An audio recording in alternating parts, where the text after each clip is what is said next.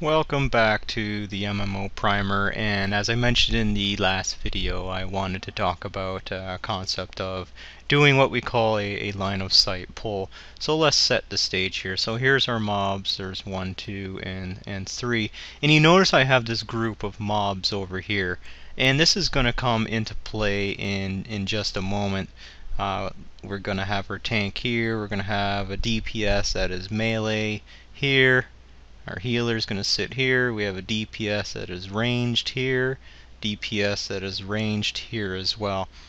And with these guys, and we know that, okay, well, if our tank moves out, and the tank goes from here, and he moves out, okay, because of the line of sight problem, if we have a line from perhaps this damage dealer to here, it's obstructed by this wall obstruction that I have sitting here. Okay, so here's the scenario that we want to set up. The problem that we have is perhaps, and we have this group of mobs over here. If our party were to be out, fighting here, there is a chance that that the other group will add on. That's a term that we use. We use the term ADD. You might say, well, attention deficit disorder. Well, yeah, you have a damage dealer is not paying attention here. He's a range guy, and he starts to kind of, because of how the dynamics of the fight are going, not paying attention, and he wanders into the aggro radius of these groups. They're socially linked up group. They'll all come running after him. And how the aggro table dynamics work is, the moment the healer starts healing this damage guy, the tank is still in the fight with the 1, 2, and 3. These just come into the back end. They start wailing on your healer, they start smashing on this damage dealer. There's damage all over the place. The healer can't keep up. Healer dies, and then you have systemic collapse of your party. So that's what we call an add. That's an add situation. And let's just reverse up here for a moment.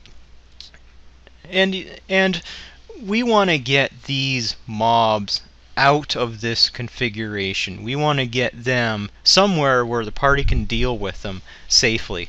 And what might be the reason? Well, we have another term here. Perhaps we have a patrol. And what do we mean by patrol?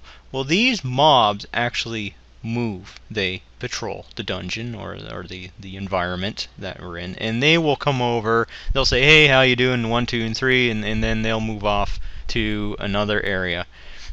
We don't want to sit out here for 5 minutes having a fight, have this patrol come in, we get into the aggro radius of that patrol, and now all of a sudden we're up against 7 mobs when we only have resources for 3. And what do we mean by resources? So less resources. Okay. And resources are things like mana. So if our healer has a resource that depletes as they cast heals, perhaps your damage guys, they have ammo, or there's some sort of energy component or mana as well that they have to use in order to do their damage. We also have some things called cooldowns. Cooldowns. What do we mean by cooldowns? Those are special abilities that are going to enhance, like for instance, enhance your shots. So if this ranged does an attack spell and they use a powered up cooldown because they know they need to knock these guys down fast, then if this group adds in these resources, because of prior planning, we understand the limitations of our party. We know we can take on 3 of these. We definitely can't take on 7. We'll run out of resources. We'll wipe, or we'll have to run away and take time to rest and come back. So how do we get by, or how do we mitigate against this particular problem? Let's throw in this guy here is actually ranged. So ranged DPS. These are ranged DPS. So what happens? Let's go back to what we're talking about with the aggro table. If our tank comes out and he wants to take a shot, so he's going to fire an ability over to this one, and that's going to make this mob number 1 come rushing for him.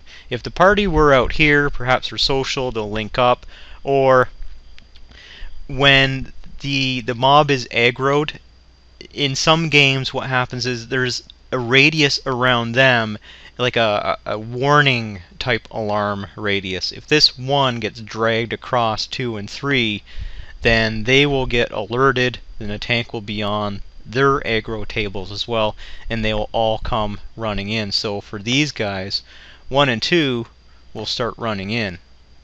Well, 3 is a little different. 3 is just going to start shooting. So if he has a bow or a spell, he's going to start shooting on the tank, but he's going to stay here. And if the tank says, come on, come on, come on, and sometimes your, as I said, your ADD damage dealers want to do damage, so they're going to start kind of waltzing out a bit and wanting to get into this fight. The problem is your patrol is coming in.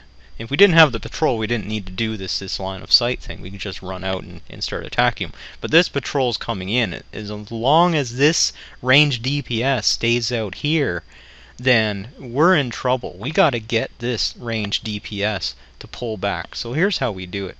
What we do is the tank will go out, he will make his shot, and after he makes his shot, he comes back under the concealment, so that the line of sight that I mentioned in the line of sight video is broken. So if we were to draw a line from 1 to the tank, that goes through the wall here. Therefore, this mob will have to reposition. And we done it in such a way, and what usually happens, and here's where we win, is this guy, this mob here, number 3, will want to come down to the position where he can now start shooting at whatever's highest on his aggro table. And this takes him out of the way of this patrol that's going to be moving forward and coming into this space. So all of these guys will move. So we'll have that one, and perhaps that one. 1, 2, and 3 all link up over here. Once this patrol is in position over here, most likely they're going to be outside of any sort of warning zone or any sort of radius zone. The party can then take down 1, 2, and 3, replenish their resources by resting, and they'll be ready to take on the patrol for the next round.